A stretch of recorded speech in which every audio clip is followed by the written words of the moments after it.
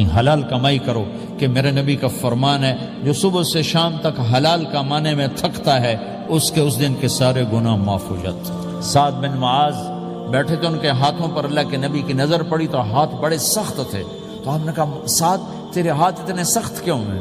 کہا جی میں اپنے باغ میں خود کام کرتا ہوں، سخت ہو گئے۔ تو آپ نے سعد کا ہاتھ پکڑا اور ایسے چوما اور کہا اپنے بچوں کو حلال کھلانے جو ہاتھ ایسا ہو جائے گا اس پہ جہنم کی آگ حرام ہو جائے گی۔ حلال کمائی کرو کہ میرے نبی کا فرمان ہے جو صبح سے شام تک حلال کمانے میں تھکتا ہے اس کے اس دن کے سارے گناہ معاف ہو جاتے ہیں۔ سعد بن معاذ بیٹھے تھے، ان کے ہاتھوں پر اللہ کے نبی کی نظر پڑی تو ہاتھ بڑے سخت تھے، تو ہم نے کہا سعد تیرے ہاتھ اتنے سخت کیوں ہیں؟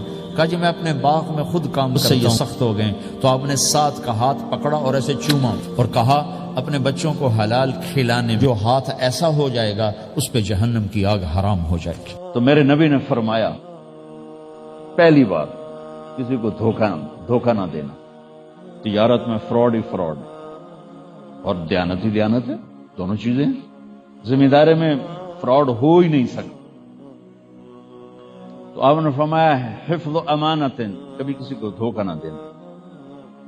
کہ نماز چھوڑنے پر آپ نے کہا اس نے کفر کیا جس نے نماز چھوڑی، لیکن دھوکہ دینے پر آپ نے کہا جس نے دھوکہ دیا میری امت سے نکل گیا، اس کو امت سے نکال دو۔ من غش فلیس منا، جس نے دھوکہ دیا میری امت سے نکل گیا۔